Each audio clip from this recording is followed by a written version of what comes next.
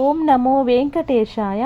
శ్రీ వెంకటేశ్వర స్వామి వారి అద్భుతమైన జీవిత చరిత్ర మరియు శ్రీ వెంకటేశ్వర స్వామి వారి 7 శనివారాల వ్రతం మహత్యం గురించి ఈరోజు మనం తెలియజేసుకుందాం. నా వీడియోను ఎండింగ్ వరకు చూడండి. ఆ శ్రీ వెంకటేశ్వర స్వామి వారి పరిపూర్ణ అనుగ్రహాన్ని పొందాలని చెప్పేసి మనస్ఫూర్తిగా కోరుకుంటూ ఇంకా వెంటనే టాపిక్లోకి వెళ్ళిపోతున్నాం. వెంకటేశ్వరుడు వెంకటాచలపతి శ్రీనివాసుడు విష్ణు ఒక్క కలియుగ అవతారంగా భావించబడే హిందూ దేవుడు. వేం అనగా పాపాలు, కట అనగా తొలగించే, ఈశ్వరుడు అనగా దేవుడు, భక్తుల కష్టాలు తొలగించే దేవునిగా వెంకటేశ్వర నామంతో ప్రసిద్ధి చెందాడు. ప్రజలందరూ ఆరాధించే ఆయన ఆలయం తిరుమల. ఇది ఆంధ్ర రాష్ట్రంలోని తిరుమల తిరుపతిలో ఉంది. కలియుగ ప్రత్యక్ష దేవుడు ఆ నారాయణుడే వెంకటేశ్వర స్వామిగా వెలిశాడు. ఎన్నో జన్మల పుణ్యఫలంతోనే తిరుపతికి వెళ్ళగలం. దేవనాగరి సంస్కృతం అనువాదం. తెలుగు వెంకటేశ్వరం అవతారం అనగా విష్ణువు యొక్క అవతారం. నివాసం వైకుంఠం. మంత్రం ఓం నమో వెంకటేశాయ, ఓం నమో నారాయణాయ. వెంకటేశ్వర స్వామి ఆయుధాలు శంఖము, చక్రము. గుర్తులు శ్రీచరణం. భార్య మరియు భర్తలు శ్రీదేవి, లక్ష్మి, అలివేలు మంగ, భూదేవి. వాహనం గరుడ వాహనం. మతం హైందవం. చరిత్ర కలియుగ రక్షణార్థం కరువు. ఒకప్పుడు కశ్యపాది మహర్షులు గంగానది ఒడ్డున కలియుగ రక్షణార్థం క్రతువులు చేయు నిర్ణయించారు. యజ్ఞం ఆరంభించే సమయానికి నారదుడు అక్కడకు వచ్చి అక్కడ ఉన్న కశ్యప, ఆత్రేయ, మార్కండేయ, గౌతమాది మహర్షులను చూసి ఆ మహర్షులను క్రతువు దేని కొరకు చేస్తున్నారు, యాగఫలాన్ని స్వీకరించి కలియుగానే సంరక్షించే వారు ఎవరు అని ప్రశ్నిస్తే నారదుని సలహా మేరకు అందరూ భృగు మహర్షి వద్దకు వెళతారు. అప్పుడు ఆ మహర్షులందరూ భృగు మహర్షిని ప్రార్థించి కలియుగంలో త్రిమూర్తులలో ఎవరు దర్శన, ప్రార్థన, అర్చనలతో ప్రీతి చెంది భక్తుల కష్టాలను నిర్మూలించి సర్వ కోరికలు తీరుస్తారో పరీక్ష చేసి చెప్పమని కోరతారు.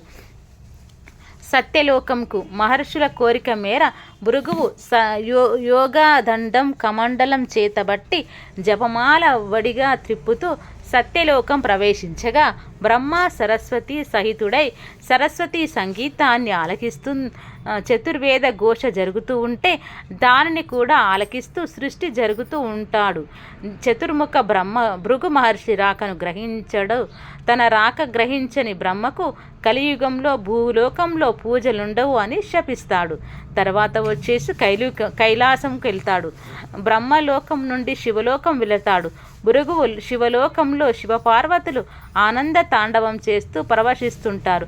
భృగు మహర్షి రాకను వారు గ్రహించకపోవడంతో ఆగ్రహించి శివునకు కలియుగంలో భూలోకంలో లింగ రూపంలో మాత్రమే పూజలు జరుగుతాయని శపిస్తాడు. తర్వాత వచ్చి వైకుంఠానికి వెళతాడు. శివలోకం నుంచి నారాయణ లోకం వెళతాడు. భృగు ఇక్కడ నారాయణుడు ఆదిశేషుని మీద శయనించి ఉంటాడు. ఎన్నిసార్లు పిలిచినా పలకలేదని భృగువు లక్ష్మీ నివాసమైన నారాయణుని వామ వక్షస్థలాన్ని తన కాలితో తన్నుతాడు. అప్పుడు ఆ శ్రీ మహావిష్ణువు తన కల్పం నుంచి క్రిందకు దిగి, ఓ మహర్షి, మీ రాకను గమనించలేదు, క్షమించండి. నా కఠిన వక్షస్థలాన్ని తన్ని మీ పాదాలు ఎంత కందిపోయాయో అంటూనే అని భృగు మహర్షి ఆసనం పైన కూర్చుండబెట్టి అతని పాదాలను తన ఒడిలో పెట్టుకొని ఒత్తడం మొదలు పెడతాడు. అలా ఒత్తుతూ మహర్షి అహంకారానికి మూలమైన పాదం కింది భాగంలోని కన్నును చెదిమేస్తాడు. మహర్షి తన తప్పును తెలుసుకొని క్షమాపణ కోరుకుని వెళ్ళిపోయాడు. విష్ణువునే సత్యగుణ సంపూర్ణుడిగా గ్రహించాడు. కానీ తన నివాస స్థలమైన వక్షస్థలమును తన్నిన కారణంగా లక్ష్మీదేవి ఆలంక పూని భూలోకానికి వెళ్ళిపోయింది. ఆ శ్రీ మహాలక్ష్మి లేని వైకుంఠంలో ఉండలేని మహావిష్ణువు కూడా లక్ష్మీదేవిని వెతుకుతూ భూలోకానికి పయనమయ్యాడు. భూలోకం. లక్ష్మీదేవి తన స్వర్గపు నివాసాన్ని విడిచిపెట్టి భూమిపై కరవీరపూరు కొల్హాపూరులో నివసించింది.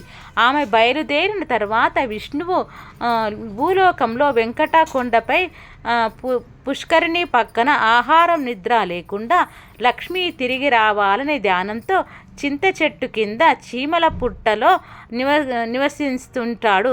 బ్రహ్మ శివుడు అతడిపై జాలి కలిగి విష్ణువుకు సేవ చేయాలని ఒక ఆవు దూడ రూపాలుగా ఏర్పడ్డారు. లక్ష్మి ఒక ఆవుల కాపరిని రూపంలో చోళదేశం యొక్క రాజుకు ఆవు దూడను అమ్మింది. రాజు తన పశువుల మందలో పాటు వెంకట కొండపై ఆ పశువులను కూడా కలిపి మేపటానికి పంపుతాడు. చీమల పుట్ట మీద విష్ణువుని కనిపెట్టి ఆవు తన పాలను అందించి తద్వారా అతనికి ఆహారం ఇచ్చింది. ఇంతలో రాజభవంతి వద్ద ఆవు నుండి కొద్దిగానైనా పాలు లభించడం లేదని, దీనివల్ల చోళరాణి ఆవు కాపారుడికి శరాబాడు అనే యాదవుడు పాలు లేకపోవడానికి కారణాన్ని తెలుసుకోవడానికి ఆవు కాపరుడు శేరబాడు ఆవును రహస్యంగా అనుసరించి చీమల పుట్టపై తన పొదుగు నుంచి పాలను ఖాళీ చేస్తున్న ఆవును కనుగొన్నాడు. ఆవు యొక్క ప్రవర్తన వలన ఆగ్రహానికి గురైన ఆవు కాపరుడు శేరారుడు తన గొడ్డలిని ఆవు మీదకి విసిరి వేస్తాడు. కానీ ఆవుకు హాని కలిగించలేకపోయాడు. అయినప్పటికీ ఆవు కాపరుడు శరాబరుడు విడిసిరిన గొడ్డలి దెబ్బ నుండి ఆవును కాపాడేందుకు విష్ణువు చీమల పుట్ట నుంచి పైకి వచ్చాడు. ఆవు కాపారుడు శరాబరుడు తన గొడ్డలి దెబ్బతో విష్ణువుకు రక్తస్రావం అవటం చూసినప్పుడు శరాబడుకి మహావిష్ణువు పిశాచిగా శరాబడుని శపిస్తాడు. తన తప్పు తెలుసుకుని క్షమించమని ప్రార్థిస్తాడు. మహావిష్ణువు అప్పుడు నాకు పద్మావతితో కళ్యాణం జరుగుతుంది, అప్పుడు నీకు శాపం విమోక్షం కలుగుతుంది. మహావిష్ణువు శరాబరునికి ఒక వరం ఇస్తాడు. భూమి మీద మొదట నువ్వు నన్ను చూశావు కాబట్టి నా ప్రథమ దర్శనం నీకే ఇస్తున్నాను. ఆ శాపం అంతం అవుతుందని విష్ణువు దీవించాడు. ఆ తరువాత విష్ణువు శ్రీనివాసుడులాగా వరాహ క్షేత్రంలో ఉండాలని నిర్ణయించుకున్నాడు. తన నివాసం కోసం ఒక స్థలాన్ని మంజూరు చేసేందుకు వరాహుడిని విష్ణువు యొక్క అడవి పంది అవతారం కోరాడు. నారాయణపురం తిరుపతికి 20 మైళ్ళ దూరంలో నారాయణపురం నగరాన్ని ఒకప్పుడు రాజధానిగా చేసుకుని సుధర్ముడు అనే రాజు పాలించేవాడు. విష్ణుమూర్తి ఆగ్రహానికి బలై రాక్షసుడిగా మారిన చోళరాజు తనువు ముగించే రోజు రానే వచ్చింది. మరు జన్మకు చోళరాజు సుదర్శుని భార్య గర్భంలో ప్రవేశించి వారికి కొడుకుగా పుట్టాడు. సుదర్శుడు కొడుకుకు ఆకాశరాజు అని పేరు పెట్టారు. అల్లారు ముద్దగా పెంచుకున్నాడు. ఒకరోజు సుధర్ముడు వేటకు వెళ్ళి బాగా అలసిపోయి దగ్గరలో ఉన్న కపిల తీర్థంలో దాహం తీర్చుకుని విశ్రాంతిగా కూర్చున్నాడు. అదే సమయంలో ఒక నాగకన్య కపిల తీర్థంలో స్నానం చేసి అటుగా రావడం సుధర్ముడు కంట పడింది. ఆమె అందానికి పరవశుడై నాగకన్య దరిచేరి వివరాలు అడిగి తెలుసుకుని సుధర్ముడు తన గురించి కూడా తెలియజెప్పి వెంటనే గంధర్వ వివాహం చేసుకున్నాడు. తర్వాత వారిద్దరికి తొండమానుడు అనే పుత్రుడు కలిగాడు. కొంతకాలానికి సుధర్మునికి వృద్ధాప్యం వచ్చాక అవసాన దశలో పెద్ద కొడుకు ఆకాశరాజుకు రాజ్యాన్ని అప్పగించాడు. అలాగే తొండమానునికి బాధ్యతలు స్వీకరించమని చెప్పి చనిపోయాడు. ఆకాశరాజు భార్య ధరణీదేవి ఇతను ధర్మవంతులై పరిపాలన చేశాడు. ఆకాశరాజు కుమార్తె పద్మావతిని చూసి ఆమెని వచ్చిన ఆ విషయాన్ని వకులకు చెబుతాడు. వకుల ఆకాశరాజును కలిసి వివాహానికి అతడిని అంగీకరింపజేస్తుంది. కుబేరుని ఆర్థిక సహాయంతో శ్రీనివాసుని వివాహం ఆకాశరాజు కుమార్తె పద్మావతితో జరుగుతుంది. ఈ విషయం తెలిసిన శ్రీ మహాలక్ష్మి అతడుకు చేరుతుంది. సపత్నుల కలహంతో శిలగా మారాడు శ్రీనివాసుడు. అప్పటి నుండి ఇప్పటి వరకు భూలోకంలోనే శ్రీ మహావిష్ణువు రూపంగా శ్రీ వెంకటేశ్వరునిగా పూజలు అందుకుంటున్నాడు. ఓం నమో వెంకటేశాయ, ఓం నమో నారాయణాయ. వెంకటేశ్వర కథ సంపూర్ణం.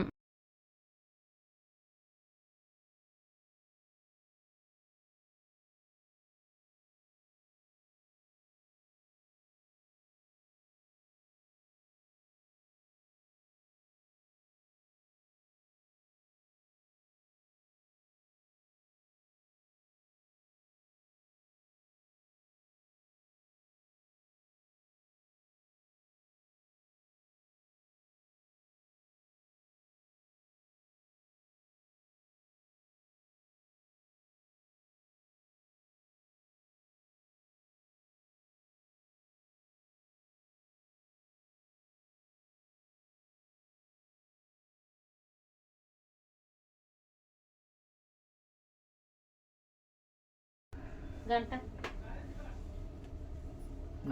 ఇంకోటి వేసుకోవాలి. అన్న నువ్వు కొట్టే స్పేర్ పెట్టుకో మళ్ళీ.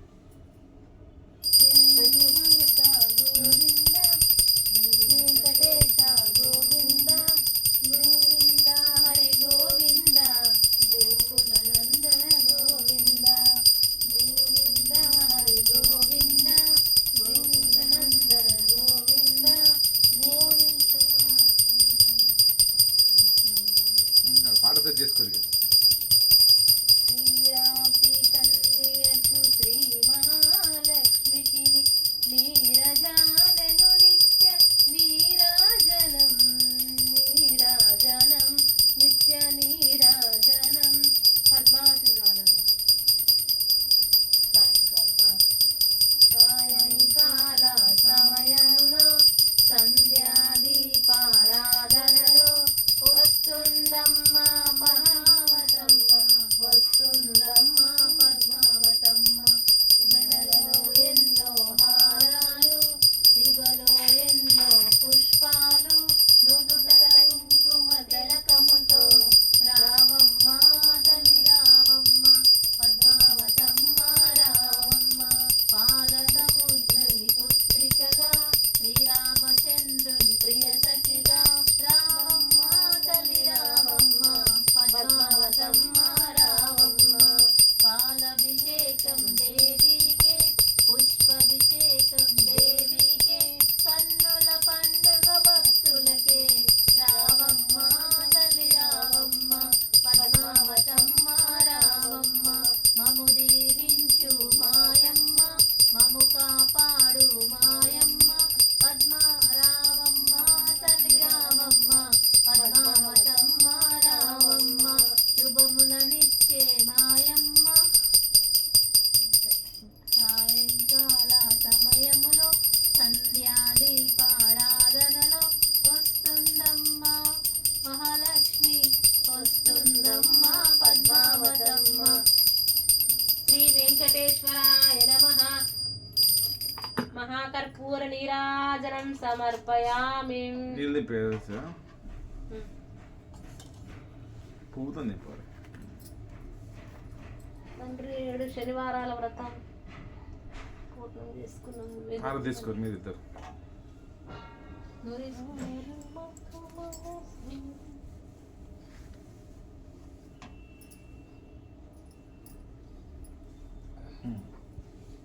కొబ్బరికాయ కొట్టు.